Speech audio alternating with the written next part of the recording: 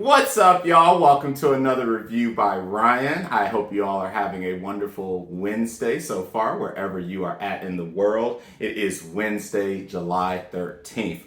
In this reaction, we'll be reacting to the second episode of the second season of Made in Abyss, the Golden City of the Scorching Sun. The title of today's episode is Capital of the Unreturned. So a couple thoughts before we start with this episode. So first and foremost, I want to extend an apology for a mispronunciation of a very important character's name to this season. I have been using a variety between the wiki and my anime list to make sure I pronounce the names correctly and that I say the names to the new characters of the series. And last episode, one of our major characters, Ougonkyou, I kept saying Vuelo. And the reason for that is on my anime list, they list her name as Vuelo Elko. So that's on me. I kept saying her name Vuelo, but then when I click on it, it says Ougonkyou, and then obviously throughout listening, rewatching the episode and you know, typing up my review for the first episode, I immediately realized that I completely messed this girl's name up. So I extend my deepest apologies for not knowing how to pronounce names. But alas, in the first episode, we were truly brought back into the dark environment that is Made in Abyss, and despite all the colorful cast of characters and the wonderful, vibrant backgrounds and the great animals and, of course, the wonderful music by Mr. Kevin Pinkin himself, we were presented to another grim reality of the show that we are about to watch again. So, again, a disclaimer that if you are a light novel reader, I am not a light novel reader, and my reactions will be based solely on the content that is presented on screen. So if you're looking for a reactor who has light novel knowledge, I am not the reactor, and there are plenty of other deep dive reactors who have read the light novel that I'm sure will be able to satisfy all of your curiosity about points in the light novel. But if you are looking for someone who is coming into this fresh and is literally going to be blown away by whatever is shown for the first time, then you are in the right place. My opinions of the first episode was it took me a little bit to understand that we were writing truly parallel worlds. At the helm of things, Ougonkyou's team of their pilgrimage as they were going to explore the city and the pit, and Rico, Reg, and Nanachi on their side of things, we are writing two completely different parallel stories that are riding side by side. And that kind of led to my confusion that I had when I was watching the first really 5 to 6 minutes when, you know, I thought that, damn, this might be an environment that's in the 6th layer. They got oceans and everything. And obviously I very quickly realized, oh crap, Ryan, you are so stupid. No, this is their story riding parallel with Rico and them as they were all going in pursuit of the 6th layer and beyond. Only difference is with Ougonkyou and her team, they had no knowledge of the Abyss because it's very clear that this was in a primitive time. So I'm going to assume thousands of years it must have been, because civilization has completely changed from what it was then to what it was now. At least 1,000 to 2,000 years, I'm assuming. So it's been a long time. And so, of course, that brings me to wonder how these stories are going to line up in a way that it's going to be a good watch. Well, first up, correction. This is going to be a good watch no matter what, because I'm definitely captivated after watching Ougonkyou and her very sad, depressing story, and her squad leading up to seeing Rico on screen for the first time. And I know it's going to be a well-told story. It's just, I've seen shows where they try to do these parallel story elements before where they kind of miss the mark because they're trying to do too much. And this is a 12-episode show. So obviously I have a little bit of concern about that. And I'm going to be critical on Made in Abyss because this is a contender. If they execute this season as well as they did the first, this is not only a contender for my anime of the year, it may be a contender for one of my top animes of all time when the season is done. And I want to wait until the second season shows before I start talking about best of all times or something like that, because second seasons tend to really let me down with a lot of sequels. But I have a lot of confidence in Made in Abyss, despite my concerns about the parallel story, that this is going to go really well. So, opinions I have about our new cast. Waco, this poor girl, wow. I tell you, one thing that I do understand why people are really sensitive to this show, and some people just aren't able to watch it, is just the unfair assault and everything in between, and abuse and advantage that's taken of kids, of just young children, that they're just trying to make it in the world. They're trying to learn about themselves and the environment around them, and these kids can't catch a damn break in this damn show. And Waco is no different. This poor girl, we obviously saw what happened to her in the first 2 minutes. I almost cried in the first 2 minutes because I was really emotional about that. And it just really brought context back to the fact that this is going to be a really dark show, and we may lose some people. We may lose a lot more people before we gain any more knowledge about the sixth layer and beyond. But with the other characters, Faputa, I know I've seen her in a lot of the screenshots for the trailers for this season, so obviously she's gonna have a major importance through this show. And Wazikan, I'm very iffy about him. He seems fine, and I said this in the first episode reaction. He seems decent enough as a character. He seems very ambitious and prideful with what he's trying to pursue. But when he was talking with Waco, he seems okay, but he does give me off a little concerning vibe. So I'm definitely interested to see what happened with all of them once they descended to the sixth layer and the Golden City. And then Beloff, my big thing with him is how was he able to understand a native language of an area that they had never been to. So it was a great exposition. It was a great episode to start us down the path that we are, and obviously we ended with Riko, Reg, and Nanachi entering the sixth layer and the entrance to the Golden City. So I'm very, very anxious and excited, and also scared to see what's going to happen. As we all now know, Riko and them have entered the land of no return. There is no return for them again. Even though Reg has come up once, this is different. Them being down there means that we are literally watching people that are dead walking, journeying to the end now. And I cannot wait to see what the rest of this season is going to give us, and I hope you guys are just as excited as I am to see this season come to life. And for the light novel readers, if you are watching my reaction anyway, I hope that this season gives you everything you possibly could have wanted and imagined seeing this brought to life. So with that said, one thing I wanted to say was about the rating for the show too, before we start the reaction. Per Mal, the show is currently sitting at an 8.75. And that, it hit as high as a 9.2 last week before it finally settled on the 8.75. So the first episode was incredibly well received. It was really well received, and it falls in line with how the ratings for all of the other Made in Abyss related content has been rated. So you guys, at least from the West standpoint, loved it to death.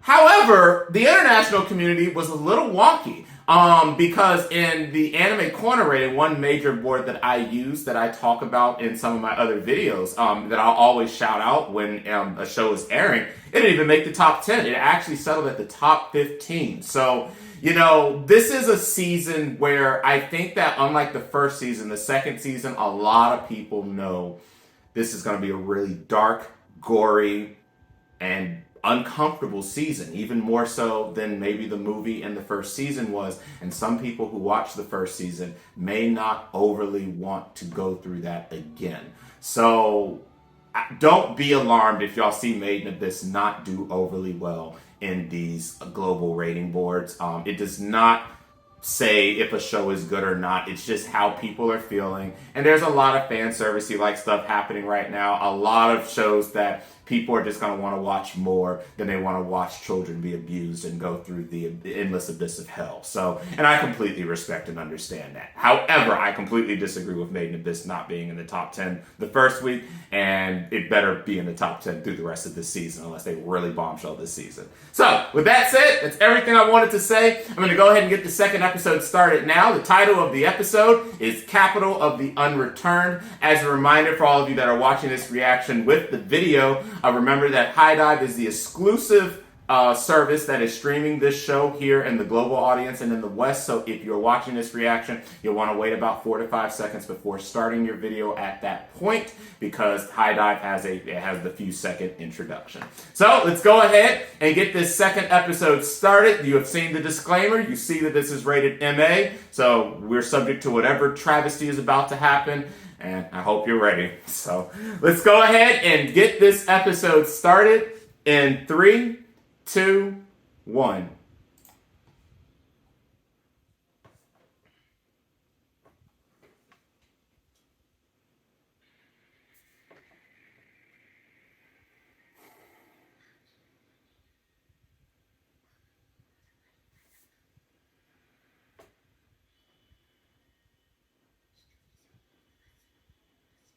That are beyond human life.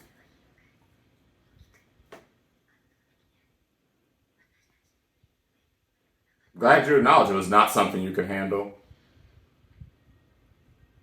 And it's very hot down there.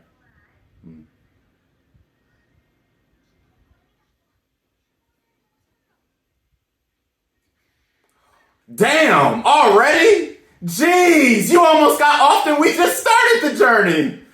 Lord.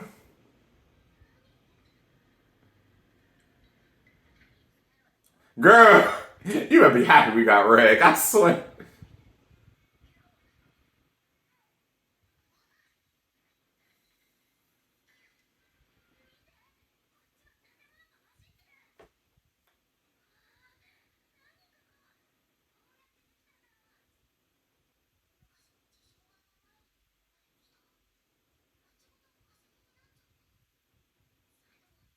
Again, it has to have been thousands of years since that journey of Waco and them started.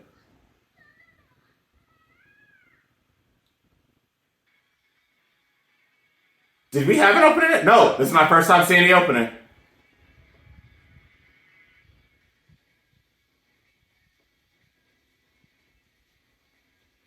All right, we get our opening.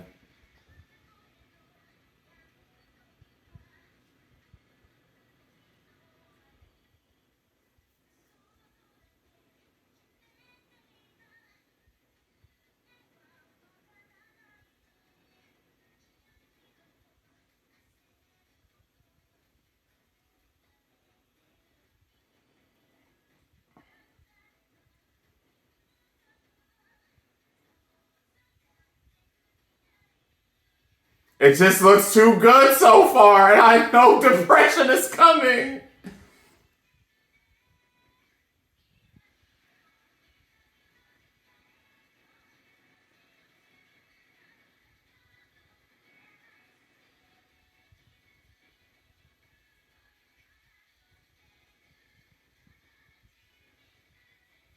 Yo.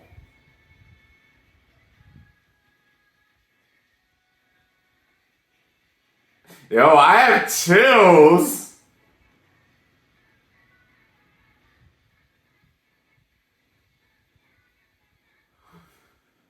Oh man, I'm so scared.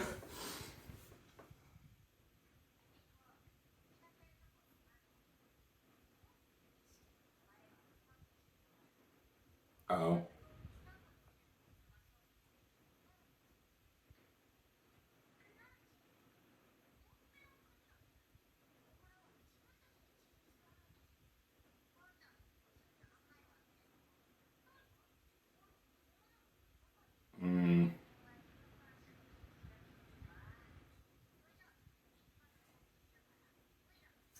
That would be a very smart idea, because Rico, she gonna get y'all killed, letting her lead.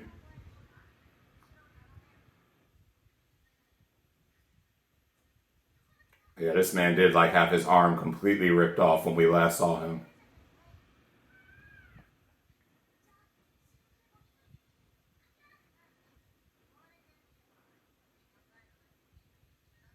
Yeah, it wouldn't surprise me if they all come down here together.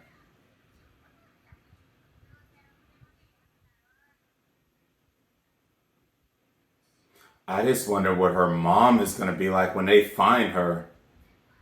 If she's even here.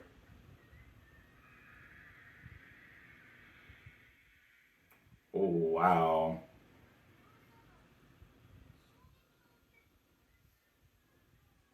So you need to stay up right away.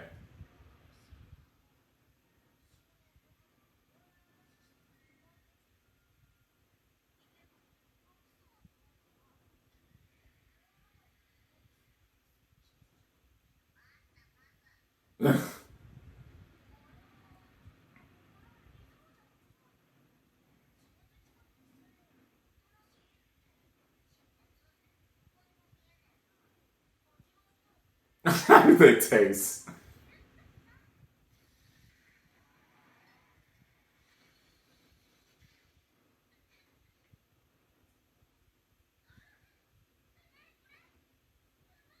This just seems like such a bad idea.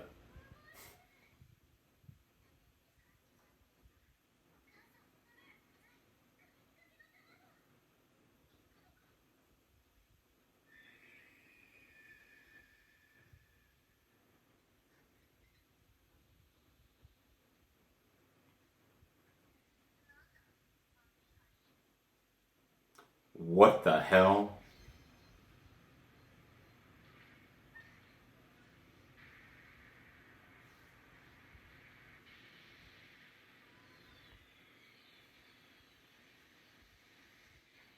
What in the Yo! I swear everything in this world gonna be trying to kill y'all. Everything.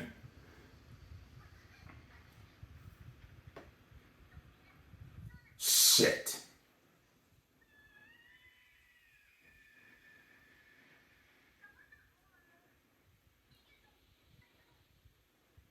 Yeah, I definitely would not want to sit around for whatever's coming in.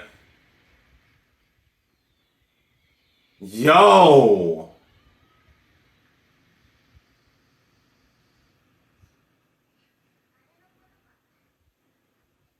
Jeez, y'all have only been here like a few minutes and already y'all have almost been killed like 3 times. It's actually Eureka. Because she is. Oh my goodness.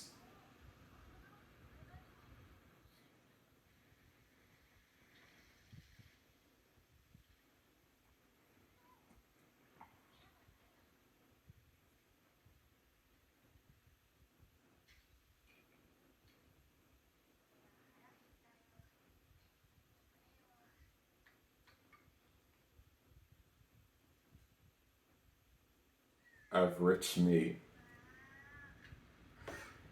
You. I don't know.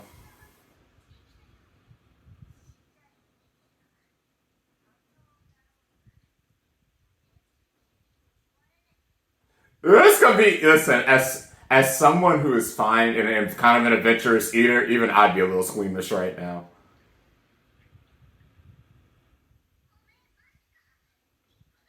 Hey, if anyone's better to eat it, it's probably right.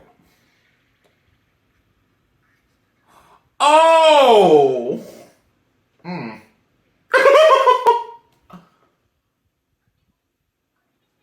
Yo.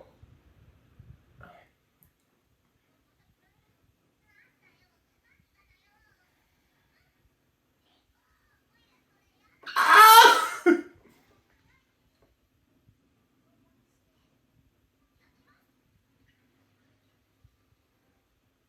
Damn, it's still moving! What in the world? What kind of muscle membrane does it have?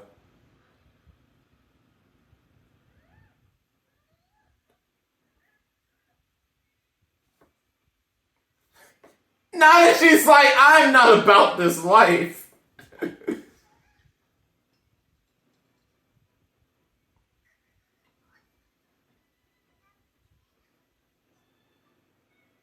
It must have been good. Oh, wow.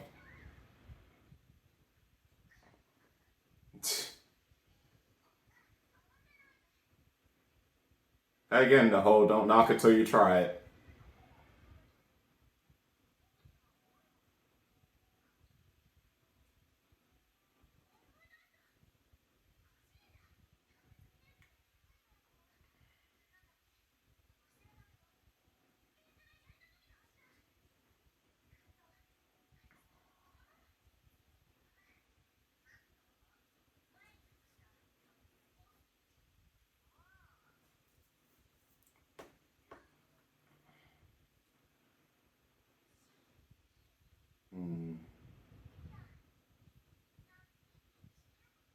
I'm sure they are. I also wonder how much time has passed up there, since it's very clear time down here moves incredibly slowly.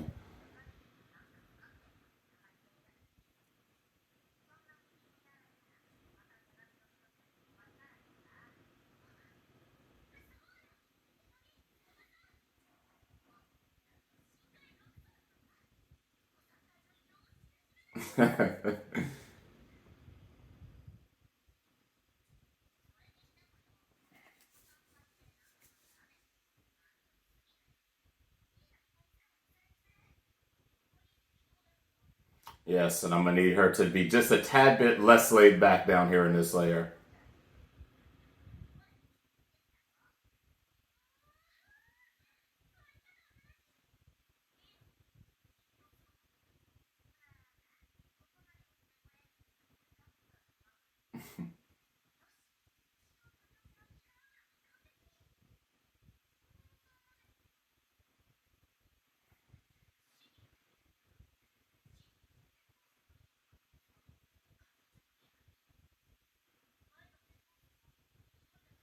Fortunately, it did. I don't know about this one though.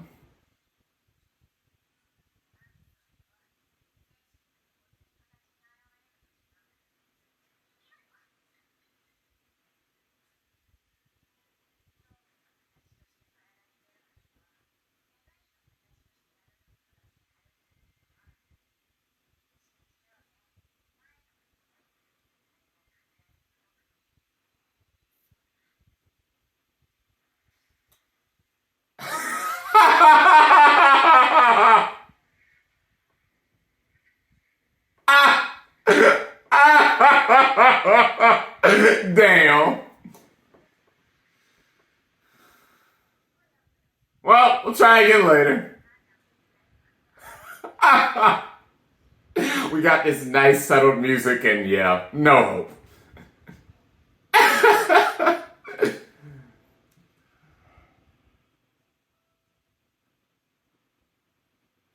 Oh.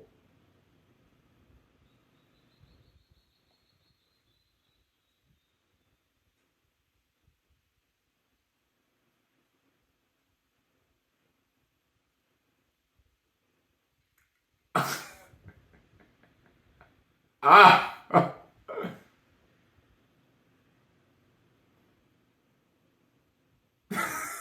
Can I have my day?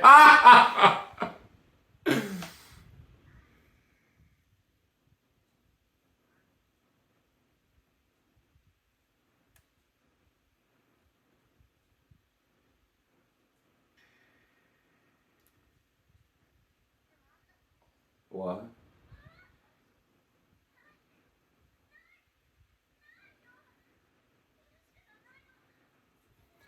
Oh my goodness, you've lost the whistle already.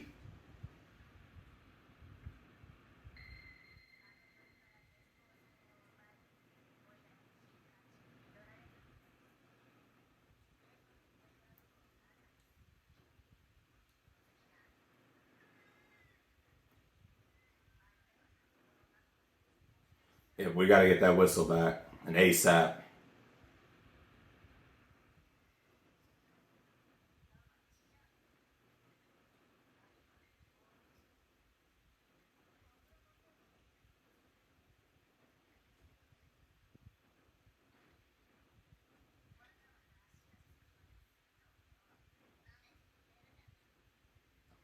Who is this?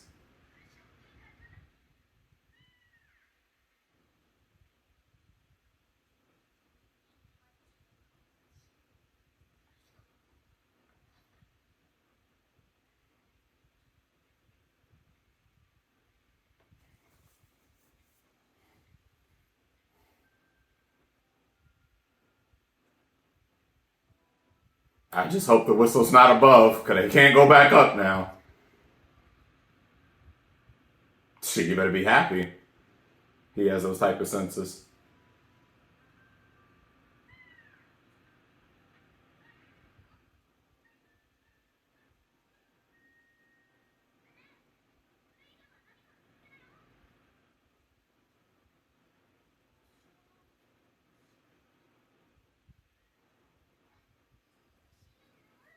What?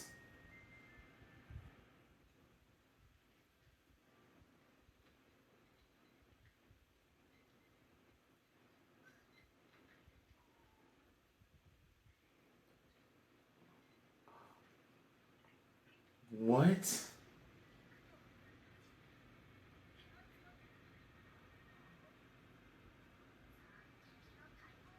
What in the world?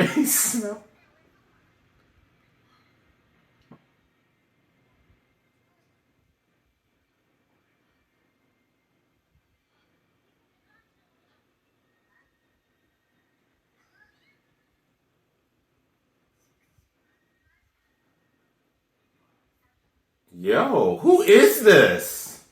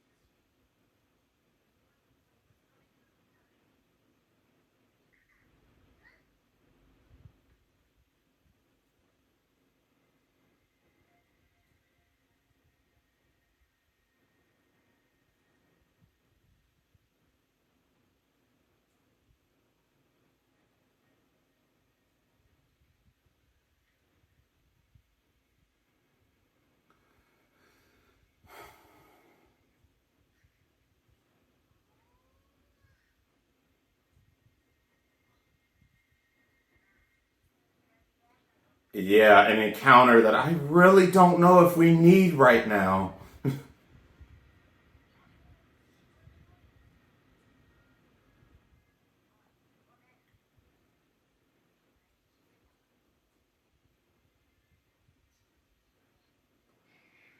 Yo,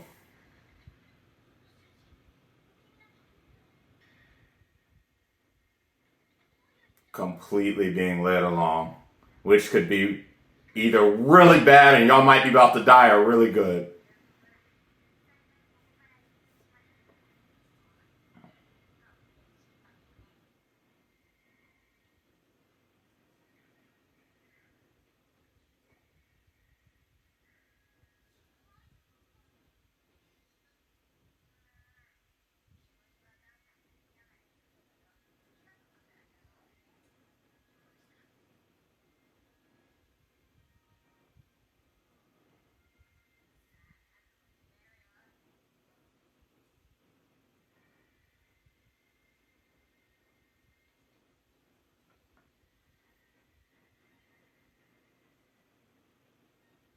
Wait, wait.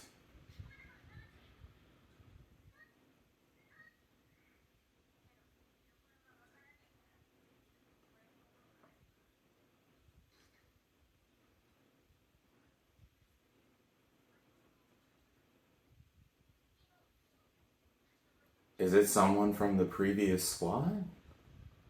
Since time moves so slow down here? Whoa.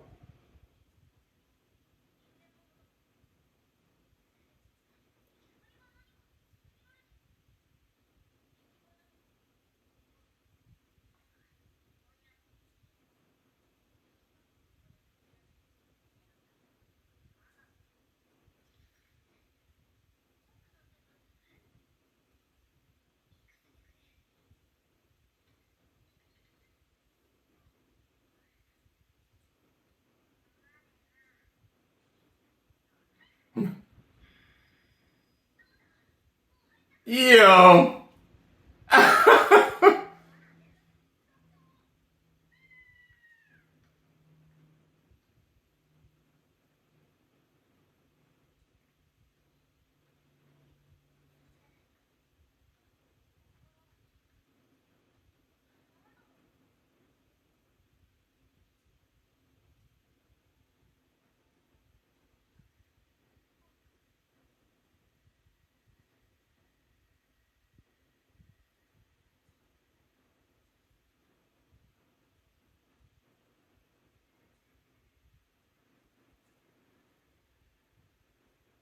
Where in the hell are we at now?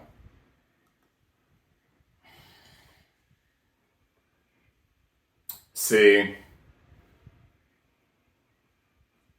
What is this, these cities' residents? Lord.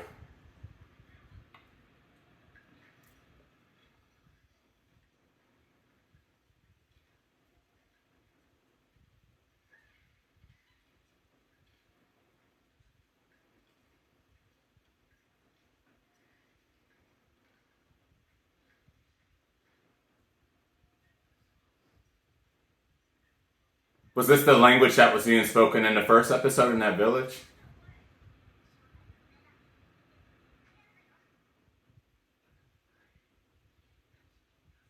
Ah.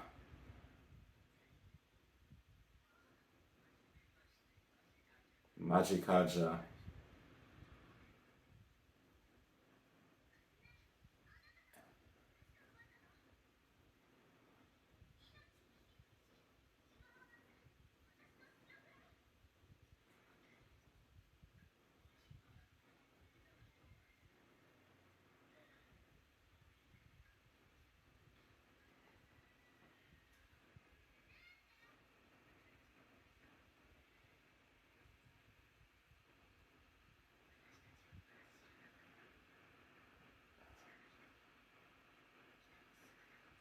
Oh. Oh, shit. So this is where... Oh, boy. Then again, though, I'll be honest, I assumed as such the second they even entered the lair, but now they're in a place of really no return now.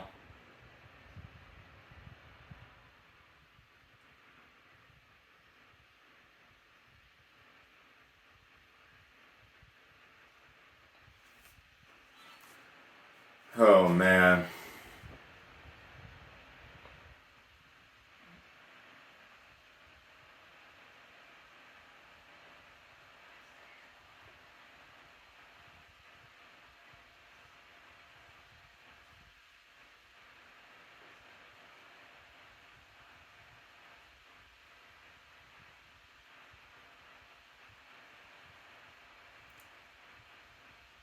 Yeah, I'm so happy If and Roy did the song with Kevin, I swear.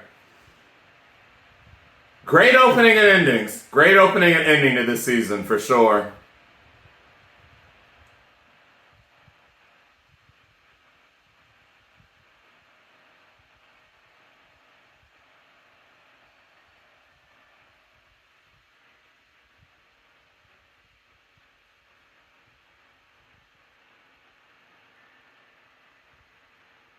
It's such a unique ending, too. Definitely fitting the uniqueness of where we're at. Village of the Hollows.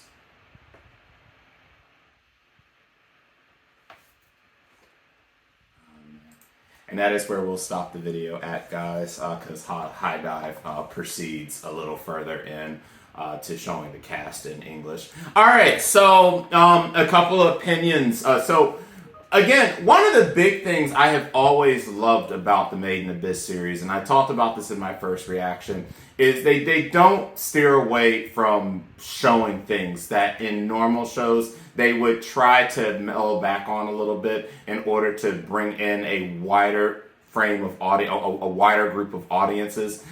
With Made in Abyss, you're going to get every gory, graphic detail. Things that if you were on a real life adventure, you'd probably see. If we ever took an adventure on something like this is exactly the type of things we'd probably be seeing, finding random animals with hairs and skeletons and bones and everything and this and that. And I just love the world building that Made in Abyss does to bring us in. Now, I will admit that, we kind of went through the first couple of layers pretty fast and really didn't start expanding on layers until we could really say the fourth layer, and that's, of course, the fourth layer is where shit really hit the fan. But this show in this series does a really good job of bringing you into the environment that we are at. So, we already know, being on the sixth layer, that this is the place of no return. And so because of that, the thing that Rico said at the end of the episode, saying what we did not realize yet was that we will not be able to return from this place with our human bodies. This does add up, because no one that goes down here ever returns unless they keep going down further. I'm going to assume they'll keep their bodies. It won't be if they try to return even a couple of steps from where they just came. Normally, we talk about the fact that if you try to go up, you'll start experiencing the curse of the abyss, vomiting and double vision and hallucinations and things of that nature, blood coming out of your ear. The things that we saw that happened to Rico after she got attacked. But in this case, it's actually like the literal physical essence of the body, the physical body, maybe the mental state, whatever that may be, anything that's part of the human body will not be able to retain its form if they try to leave the area. And I'm assuming going up. Now, if it's going up and going down, they can't retain their body, then I'm going to be like, oh shit, we're in trouble. But I think they did a really good job of bringing us into the sixth layer, having our bit of exploration. And then obviously, we almost saw Rico die several times now. And, I want to talk about Rico for just a moment too.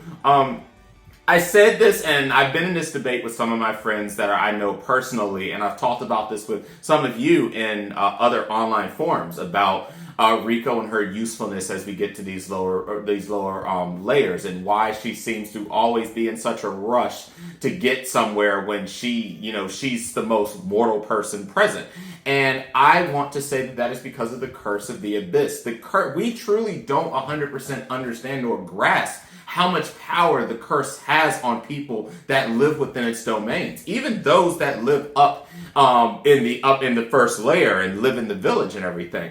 We don't truly understand that. And I truly believe that between her wanting to see her mom and then just the abyss that sucks all in, once you get that deep, it's only natural that you're going to want to see everything play out to the very end. Because remember, they're all on borrowed time. Rico's not dumb. Yes, she's a child, and so she does do childish things that unfortunately I do, could be consequential later. But she's also not stupid either. She has a working knowledge of the things that are down here. She obviously did a lot of preparation when she wanted to start descending the lower layers. And so the biggest issue here is that we are trying to compare Rico to two beings that have already been forever messed with. Reg is not truly human. I mean, he obviously is human. He has obviously human parts and human emotions and this and that, but he is not normal, and he has already come up from the sixth layer once before, as we know. And then Nanachi, unfortunately, due to the horrors of what Bonred did, she also is an abnormal being now. So with these two things into context, I give Rico a lot of kind of leeway with certain things because she is the most human down here. We can't expect her to be able to do much of anything down in these layers other than provide assistance with understanding the monsters down here, understanding the environments based on what she has learned and studied from the previous white whistles and those who have descended to these lower whistles. So, I just look at her as, again, a 12, 13-year-old girl who unfortunately is just she's ambitious, and all of us were at that age. We're probably very ambitious of the world and wanting to see different things. Maybe not everybody, but I know I was. I still am. I still am in an adventurous phase. I know I'll be in an adventurous phase until the day I die and my bones don't work anymore. So I perfectly understand why she kind of gets held up into the captivation of it all. And again, she has a good squad that kind of keeps her well-rounded, especially Reg, because again, we almost saw the girl lose her life right then and there at the start. So, but my opinions with this episode was it was a great exposition of the sixth layer.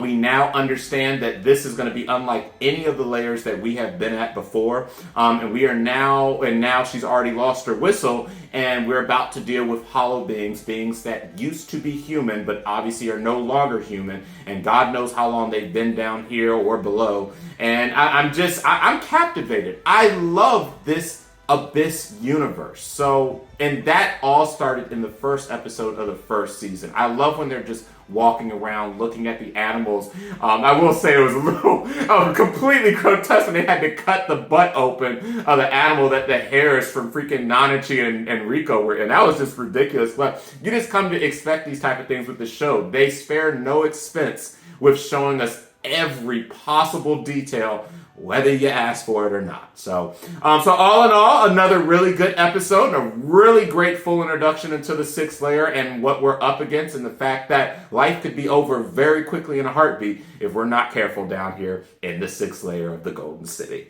So with that said, that is my reaction to the second episode of the second season of Made in Abyss. Thank you so much for watching. I'm very interested in, as we dive deeper into what actually happened that caused these humans to become hollows here, and I'm definitely certain we're going to get a lot more answers in the third episode and beyond. So if you did like the reaction, consider liking and subscribing to the channel. And if you want to be one of the first to be notified when a new reaction becomes available, hit the bell icon. So with that said, I will see you guys next Wednesday for another episode of Made in Abyss, the second season. The title of next week's episode will be Village of the Hollows. So until then, catch you later.